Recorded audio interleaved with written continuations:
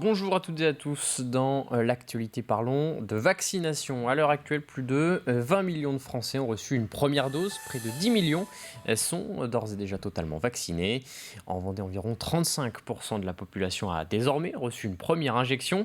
Et à Montaigu, le centre de vaccination a déménagé ce week-end pour augmenter le nombre de doses administrées par jour et pour répondre à la demande notamment d'une population plus jeune. Reportage sur place signé Grégoire de Châtillon. C'est une première injection pour vous. Une vaccination toutes les 30 secondes, une montée en charge plus importante, mais aussi plus de jeunes. Ils ont moins de 50 ans, sans comorbidité, et sont venus recevoir leur première dose du vaccin Pfizer. 255.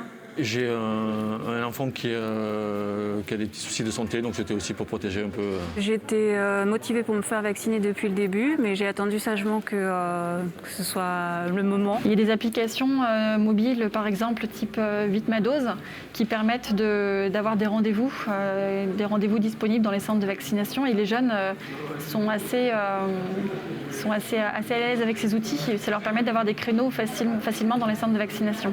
À tout juste 18 ans, Quentin, lui, a pris rendez-vous dès que c'était possible. Je travaille avec des enfants, donc pour moi, c'est aussi une sécurité pour moi comme pour eux.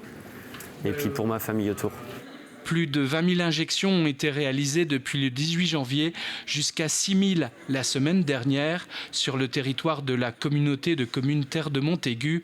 Avec toujours plus de vaccinations, le pôle sportif Maxime Bossis, un nouveau centre de vaccination, est désormais en capacité d'accueillir toujours plus de monde. La salle précédente où le centre était installé permettait d'accueillir jusqu'à 700-800 personnes chaque jour. Aujourd'hui, on va plutôt être sur un rythme pour la première journée à 800, mais avec une capacité de monter probablement à plus de 1200-1500, puisqu'il y a 24 postes de vaccination possibles. Un rendez-vous qui fonctionne par étapes. D'abord, l'entretien prévaccinal, puis l'injection de la dose. Ça vous fait un rappel fin juin. Une fois la dose injectée, direction la dernière étape, la zone de surveillance. Le patient va y rester 15 minutes afin qu'un éventuel risque d'allergie puisse être surveillé. L'actualité ce lundi, c'est aussi cette tribune publiée dans Le Parisien. Une quinzaine de maires de communes du littoral français appellent le gouvernement à rouvrir les discothèques le 30 juin. En Vendée, François Blanchet, maire de Saint-Gilles-Croix-de-Vie, et Yannick Moreau, maire des Sables-d'Olonne, sont signataires. Et ces élus craignent en effet l'organisation de fêtes sauvages le long des côtes et le manque d'effectifs policiers pour les contrôler. Et selon le gouvernement, les gérants de boîtes de nuit devraient être fixés sur une date de réouverture avant le 15 juin. Toujours à propos de cette crise sanitaire, la foire des Minets à Châlons revient après une édition 2020 annulée. Et les organisateurs viennent d'annoncer le retour de l'exposition du 10 au 14 septembre 2021. Environ 350 exposants sont attendus pour cette 67e édition, mais il reste encore beaucoup d'incertitudes à clarifier dans les mois à venir. Écoutez. C'est un peu plus compliqué que d'habitude, en effet, compte tenu de l'absence de foire l'année dernière et compte tenu surtout du contexte actuel qui fait que nous sommes toujours un peu dans l'incertitude quand même, puisque nous n'avons pas toutes les réponses pour l'organisation. L'organisation sur le plan de l'espace, ça c'est le premier point.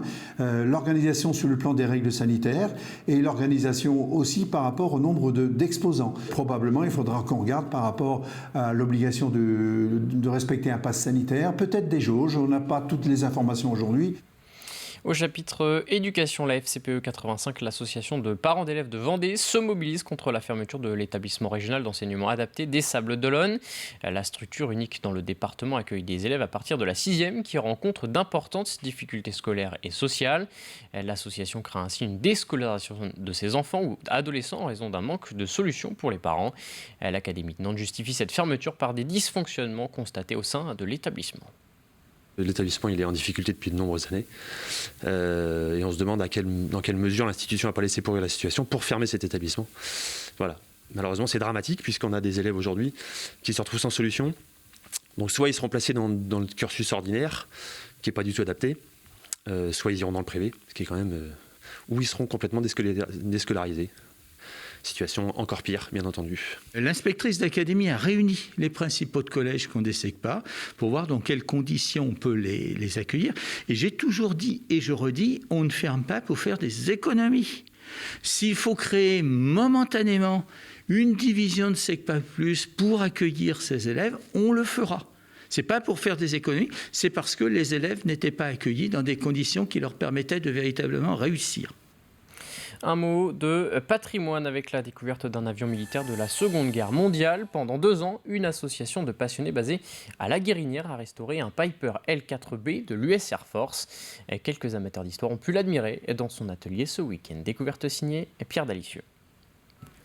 Cet avion militaire américain de la Seconde Guerre mondiale s'apprête à vivre une nouvelle vie. Après avoir combattu, il a servi, après la guerre, d'avion d'instruction. Et le voici aujourd'hui flambant neuf, après 2 ans de restauration par une poignée de passionnés. C'est plusieurs choses, c'est l'attrait de la mécanique, l'attrait de l'histoire, cette ingéniosité de mécanique de cette époque-là, et puis c'est une passion, et puis découvrir ce monde aéronautique que personnellement je ne connaissais pas, et ce fut 2 ans de reconstruction qui fut du pur bonheur. Ce Piper L4B est un modèle mythique, notamment aux États-Unis. Un appareil dont il a fallu découvrir l'histoire en faisant de longues recherches. Des recherches également pour trouver les matériaux pour sa restauration. Car cet avion-là revient de loin puisqu'il a été trouvé dans une grange à l'état d'épave. J'ai passé des nuits sur Internet à commander des pièces, à rechercher les références des pièces et tout ça, historique. Donc j'ai récupéré aussi pas mal de documents d'époque, achetés et chinés sur eBay, de manière à se rapprocher le plus possible de la vérité historique de cet avion-là. Alors c'était un travail d'enquête, oui bien sûr, passionnant parce que voilà, on découvre au fur et à mesure, on cherche de plus en plus de détails. Aujourd'hui terminé, ce Piper s'expose désormais fièrement pour le plus grand plaisir des amateurs venus jeter un œil curieux. Magnifique, hein. Un joli travail et puis je pense comme je disais tout à l'heure, il faut être passionné pour faire ce genre de travail. Et félicitations à celui qui l'a fait. Je trouve ça spectaculaire, je suis vraiment ébahie par le résultat, c'est vraiment beau. C'est comme à l'époque, comme il y en a eu peu de retapés, c'est vraiment un super travail. Il est quand même super bien fait. Nous on l'a vu dans le noir du garage plusieurs fois, mais là c'est vrai qu'il est bien présenté. Ce Piper L4B va être transporté dans les prochains jours à l'aérodrome de Cholet. Une fois ses ailes montées, l'appareil devrait décoller vers début juin. C'est la fin de cette édition. Rendez-vous à 18h pour un nouveau journal.